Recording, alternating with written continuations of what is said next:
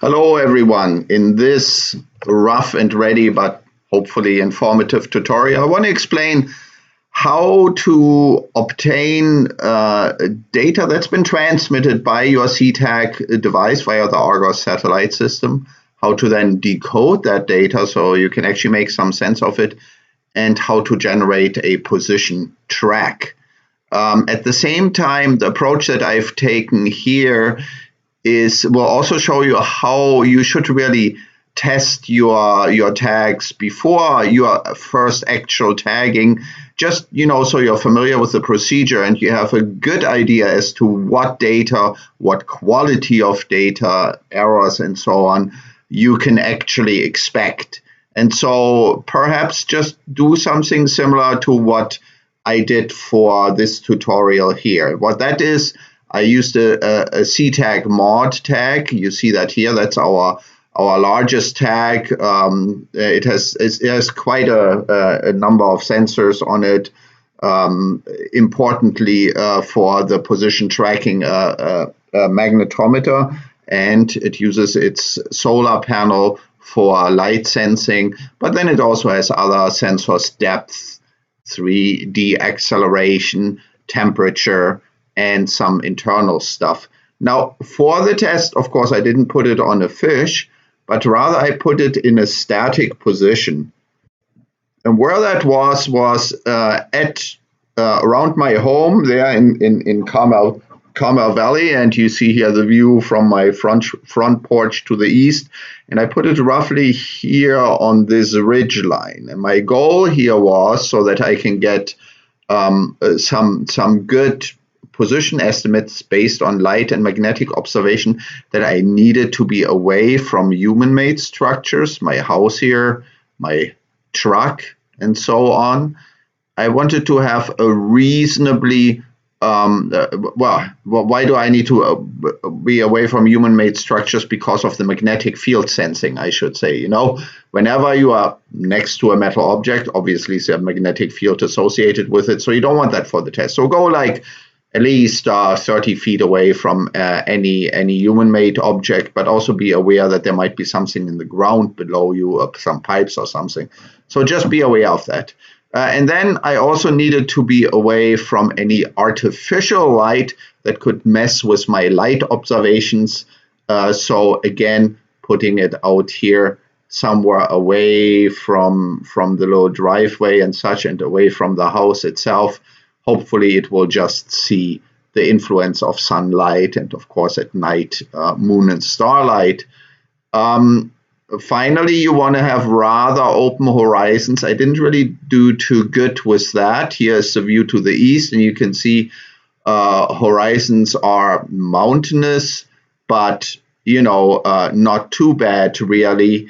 Here to the north, it goes steep up. Not a good horizon, but that doesn't really matter because the sun won't be in the north. To the south, it's fine. To the west, though, which is behind me, there's, again, pretty highly obscured horizon. So it's not the best from that perspective, and we will see what impact that has on the measurements. All right, so just put the tag there, program it for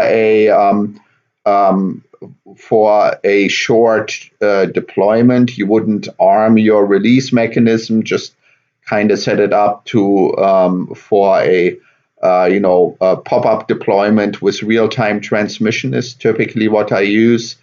And then after it started transmitting the data, you look at it and see what you get. So how do you access the data? From Argos, and we do that with a utility that's provided to you, which is called SeaWatch. And once it's installed on your computer, it shows up as a little icon in the tray here. See that? I'll click on that. I say show SeaWatch config. This is SeaWatch here. I entered our username, SeaTag test, and then our password. Then you can select from which tags you want to get your data. I just selected 67609. That's our test ID, but I could have selected all of them. And SeaWatch will automatically retrieve the data once every hour, or I can also, if I'm impatient, say update selected platforms. And now look down here. Let's see what we get. There it already got 67609, and now it goes through processing. So it retrieved the data from only 67609, but it processes all the IDs that we have here. It shouldn't take very long. Let's take a look as to what that results in. And it's here I go to Open Log folder, and then it's going to be, well, there's going to be two things. One is the Argos logs here, and I'll briefly show you that. This is our 67609. And so it has the raw Argos data here. See that? These things, hang on, this is a real long file that actually has things dating back all the way to 2018. So I'm just going to go towards the end of it here. All these numbers are actually the sensor readings, but here, for example, we also get the time of each message. I think it's this here, location date, message date here, column N. And so we can just see what we have here. And we can actually see the latest stuff came in on the 9th of October 2019, which is today at 1908 UTC. So that's 1308 our time. So a couple of hours ago is when we last received data from this. And so that already tells me, okay, my tag is working. There's quite a bit of data going on here. All right, that is the Argos log. That is helpful for some technical stuff, but I'll exit out of that. And then the other thing that you get is what we call the DRL file. Yeah, it misinterpreted it here on my computer. There's other engineering files that have the same extension. But this is a .drl file, which is a Desert Star raw log. It's actually, when you open it, here I can open it with Notepad++. It shows up as a single line, but it's what's called an XML file.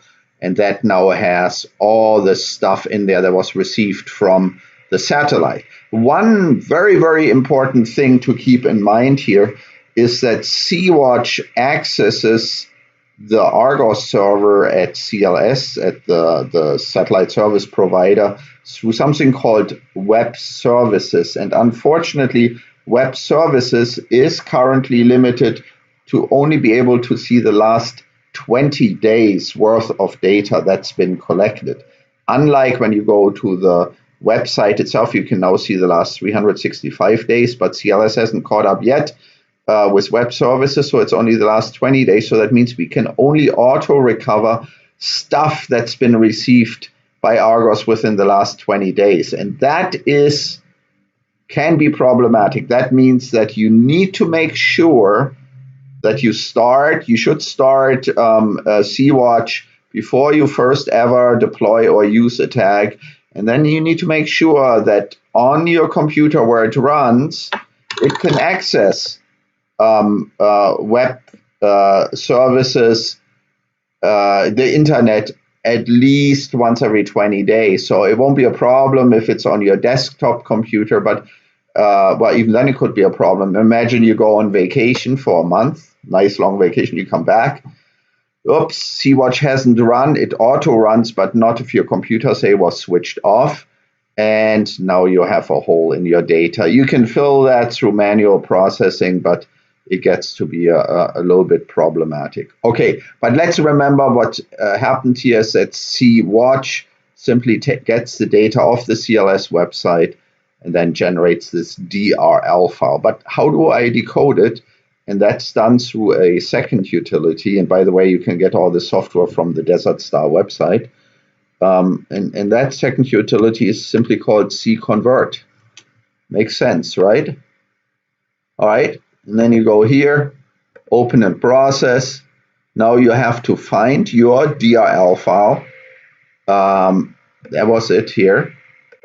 And as I mentioned, this DRL file, it always gets added to, it just gets longer and longer and longer.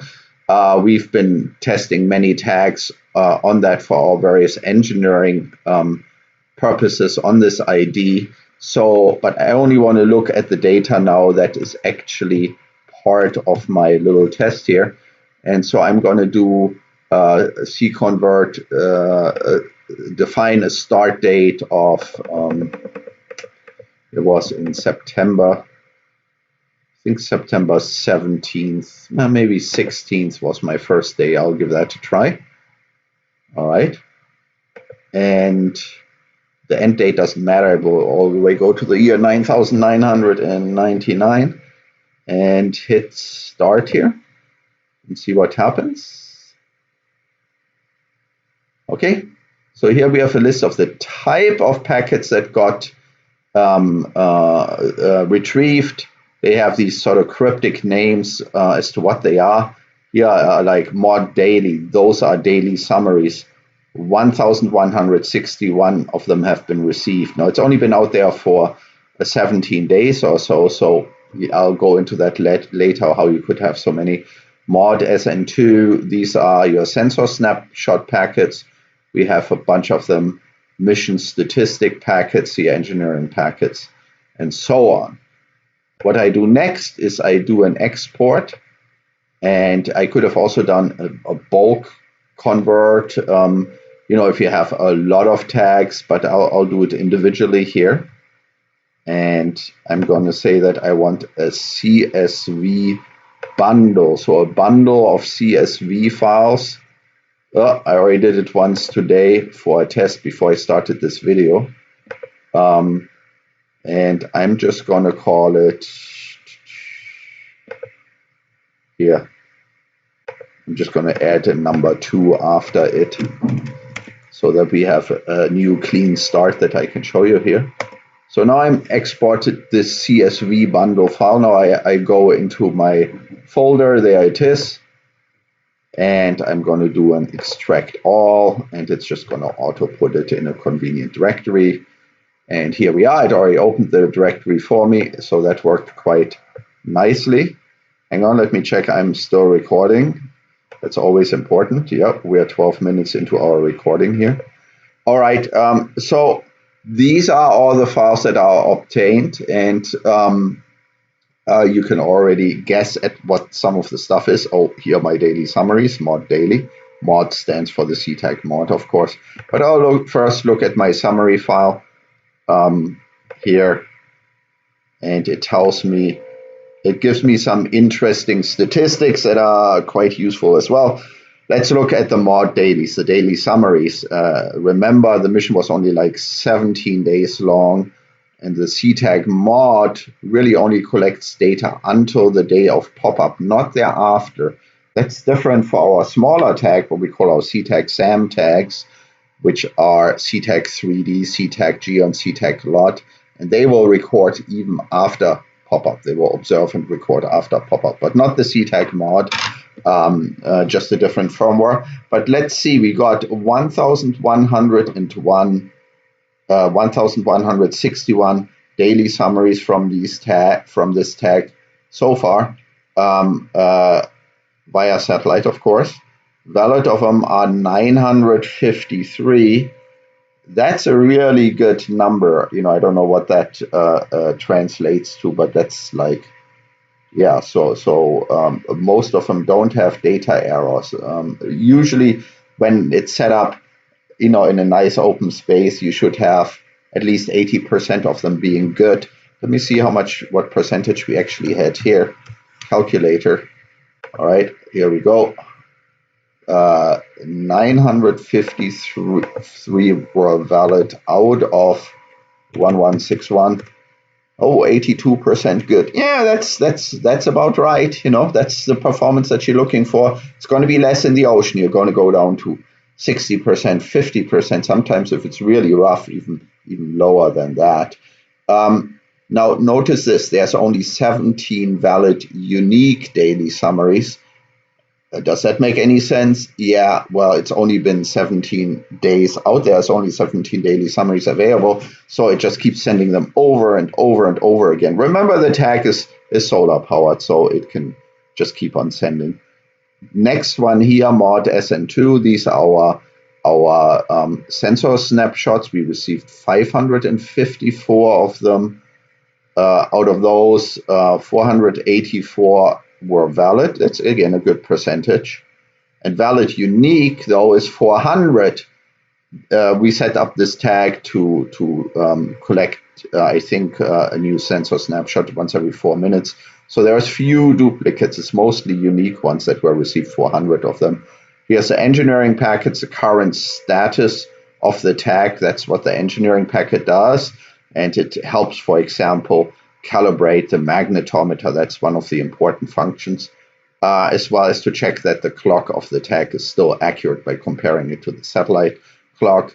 Here's a mission statistics packet. That's a new one that's used to give very basic statistics about the mission in case you are in one of those situations where the tag manages to reach the surface, but it's somehow compromised or it just can't transmit much. Maybe it's floating in debris or it's running ashore or something like that. And at least the mission statistics packet will give you very, very basic statistics as to what's going on. And then there's a few more here where it says likely spurious. So these are really data transmission errors that can show up as sort of fake packets. So that is what we have here for our summary packets. With that now, or our summary file. With that now, let's move on to something else. No, I don't want to save this. Let's look at our daily summaries. See what we got. Okay, here we go. Maybe I'll do wrap text here. Format cells. Alignment. Wrap text. Okay, so I can sort of see what's going on in my header up here, you know. And, well, depth, for example, you can see, oh yeah, well, let me make the date and time clearer. This is from November 16th to October 1st, when I commanded the pop-up. That's how we configured the tag. And now our depth, for example, you know, it wasn't underwater, so it should be near the surface. And see that on average, it's sort of between minus 2.5 meters and no, it seems to experience this little bias here, right? Some people, by the way, wonder, is like, why do you ever show negative depth? For us, negative depth means not underwater. It's a depth of less than 0 meters. And the reason why we show that is because if you do have a big bias in your depth reading, then that becomes very apparent, in particular once the tag is floating on the surface and reporting in the engineering packets, because you see that big bias and then you can compensate for it. So that's why we are reporting negative depths as well. You could go in and now make yourself some little nice line graphs, or whatever. Well, you know how that works. So here we go. Whatever you want to do here. Yep, get that out of the way, or delete it maybe. We delete it again. What else do we have in the daily summaries? The daily summaries are used to compute geo-positions. And the important thing here is the magnetic field intensity observation. First one on 9/16 was actually at the very beginning of the mission, and it still had 0. It didn't have a valid observation. So let me just delete that one, because it's going to give us some trouble if I graph it.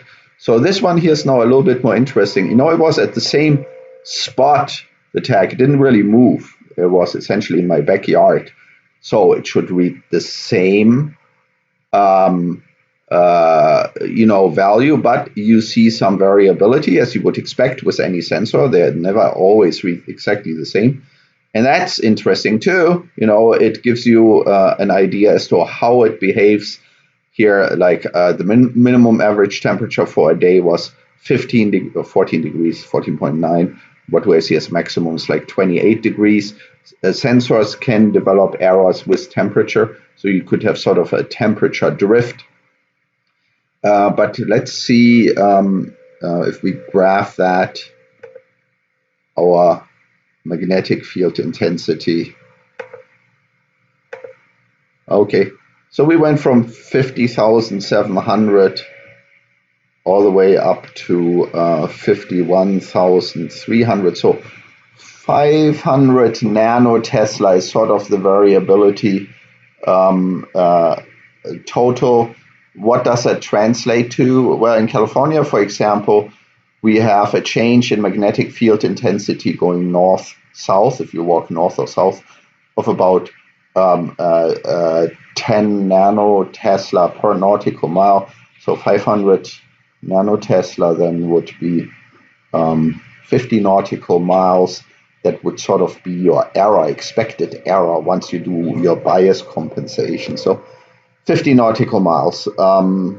That's pretty reasonable, I guess. Yeah, I don't know. I guess I do see maybe a temperature trend in here. Well, let's compare it next to our temperature here. Insert. Let's see if they look similar.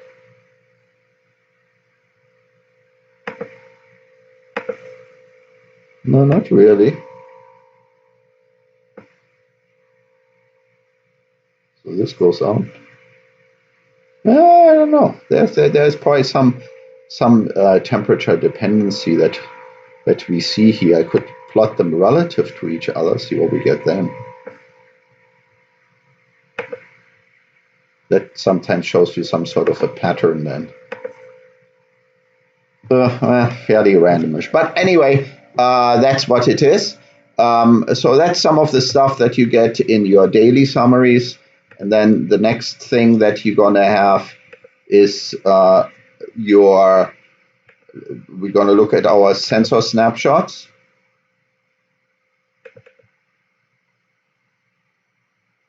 Okay, well, we have quite a few more here. I'm going to look at, for example, temperature, plot that.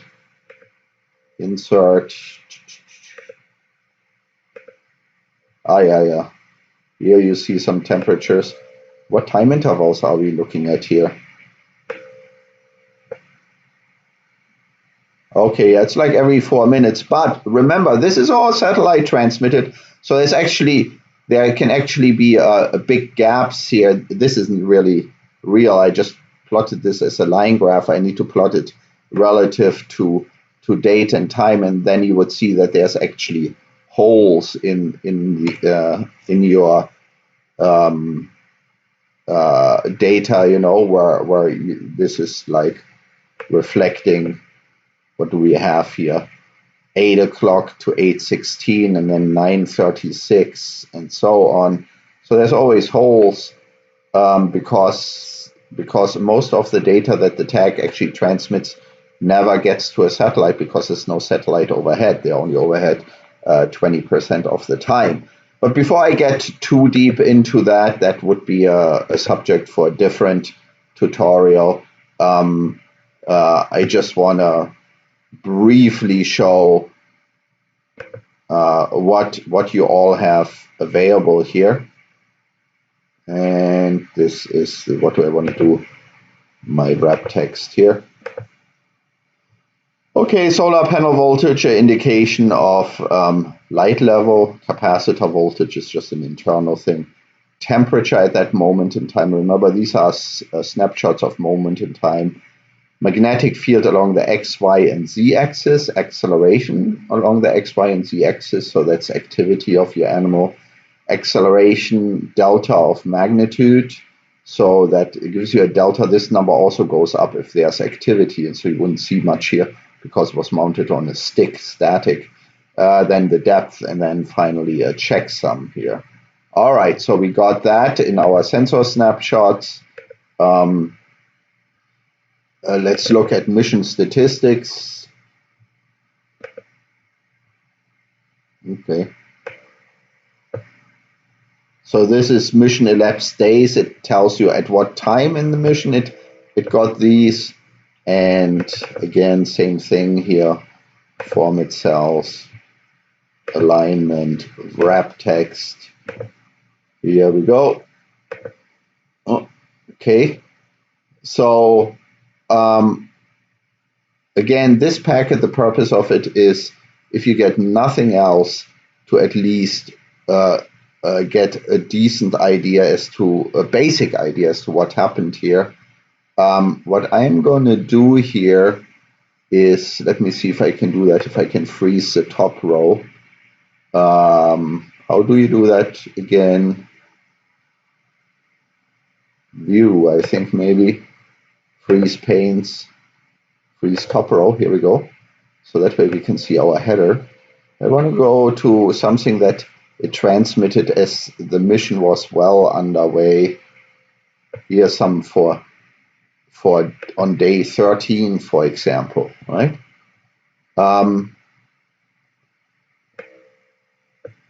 Okay, MD means the day of maximum observed depth. What was the noon time for that day?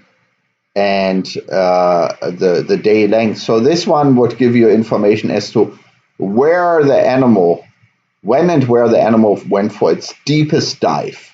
Okay, so you get maximum dive depth at a certain location from this data field. Then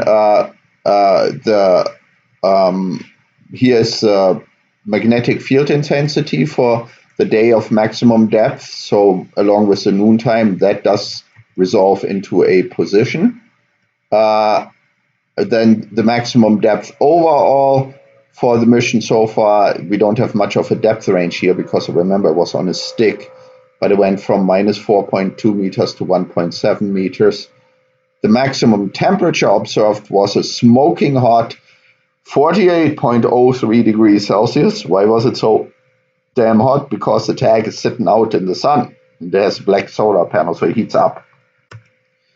The average mission temperature was 20.3 degrees Celsius, and the lowest temperature, so it got quite cold at night, 4.31 degrees Celsius, somewhere during the mission. So that's sort of our temperature corridor, if you will.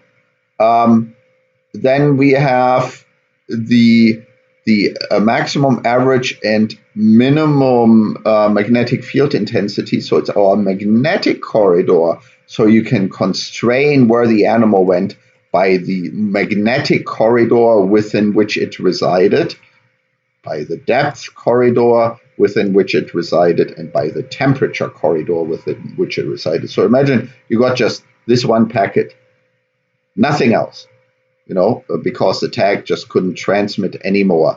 Well, at least you would still have some idea as to what happened to your animal, even if it's just a basic idea, but it's better than nothing. In this case, of course, we got a lot, so the mission statistics packet probably just doesn't help us a whole lot.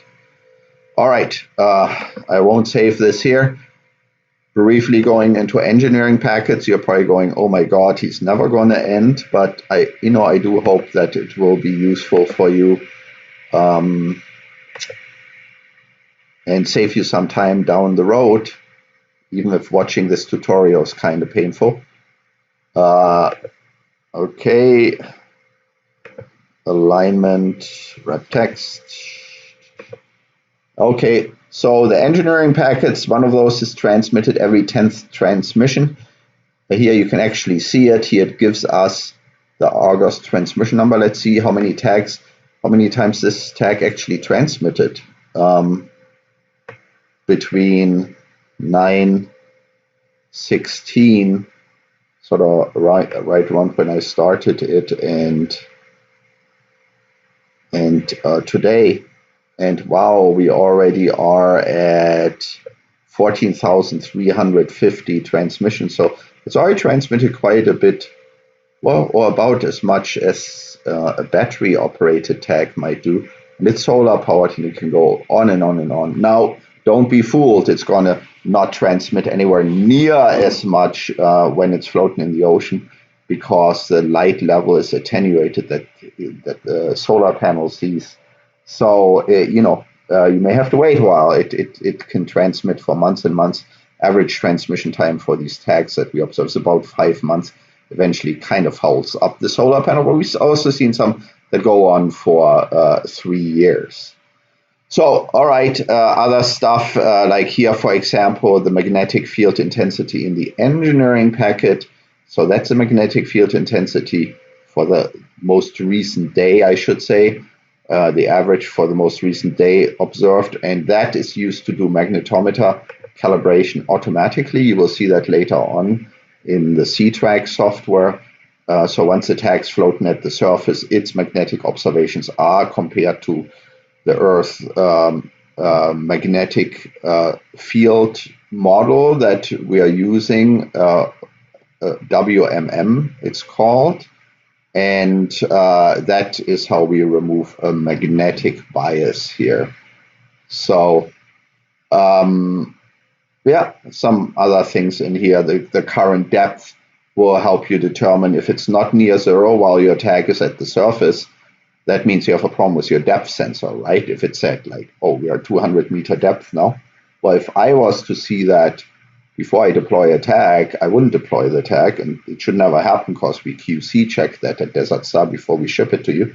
But let's say I see a 200 meter depth after the tag surfaces for reporting, and it's obviously at the surface, otherwise I couldn't report. But if it's at 200 meter, then I know I have a severe bias in my depth reporting. So that's the usefulness of the engineering packets. I hope that information is useful to you.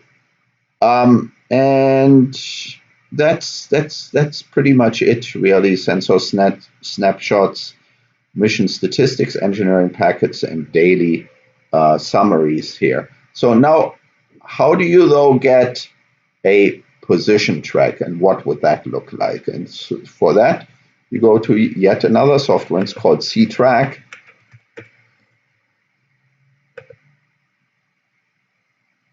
And here we go. And then it takes as input the DRL file. So go to the DRL file.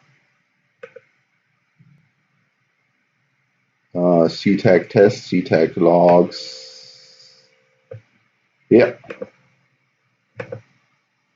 Okay, it's loading it all in. Here it is, right?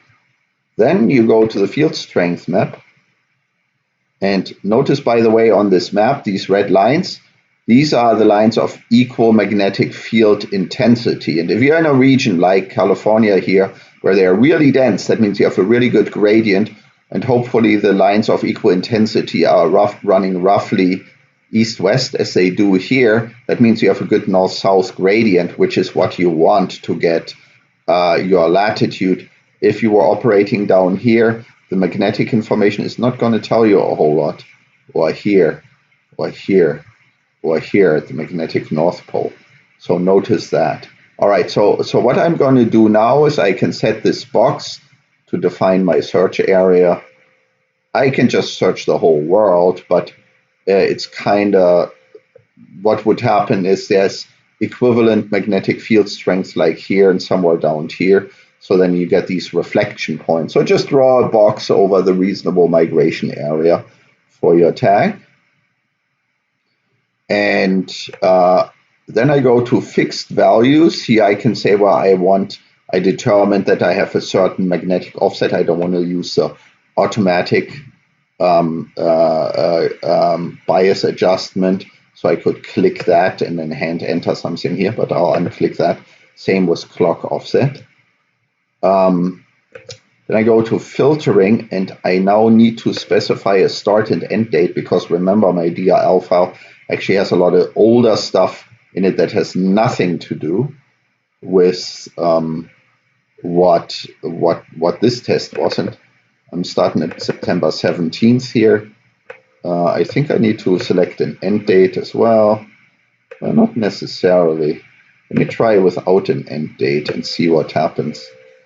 And so that's essentially it. There's some other basic filtering. I can do a running average over a certain amount of days, or a distance filter. What that means is if the animal goes apparently more than a certain distance per day, then that's rejected. And then longitude confidence filter is a little bit harder to understand is if you are measuring a short day, an apparently short day, then there is a good chance that your confidence in the resulting longitude, so longitude estimation is based on live observation, and it would not be a good confidence, and you can reject that, but I'll leave it at that for now. To actually do the conversion, I hit this button here, and there it did it. Notice how the little yellow dots showed up. That's where it localized where these positions were. They are all sort of overlaid on top of each other, so on a world scale, it just says, hey, it was here, you know. There's actually a really neat thing about it when you compare the desert star tags to other tags that typically use state space models, right? State space models use a collection of uncertain data, sea surface temperature, observed as compared to a model, and there's a lot of uncertainty, in particular vertical uncertainty, in that it's not really the vertical gradient of temperature isn't well defined. And then you use light observation, and nothing is super confident, and then you use a state space model to get a most likely track. But the problem is it becomes very, very complex, and you end up with sort of a black box track there where it's hard to say how confident you can really be in it. In fact, we've seen many tracks where the true animal position is way outside even the 90% confidence region, you know. Here what we have is each position in SeaTrack is simply the intersection of observed magnetic field intensity following these lines. So you could literally draw it with a pencil on a paper chart if you want, and then longitude corresponds to our noontime measurement. So it's simply an intersection of two parameters, so that makes it very transparent here. All right, let me hit the button again and just watch the little red dots, see if we can see the points starting to pop up. Well, they all pop up in one spot here. And here's a pre-print out of our track. But what we want to see, let's just export it. I can export it as a text file, you know, but I'm going to go for visualization to a Google Earth map, tag generated.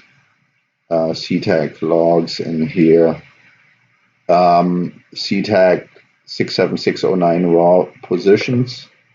That works, and that should have been stored now. And here it is, and let me open it up in Google Earth.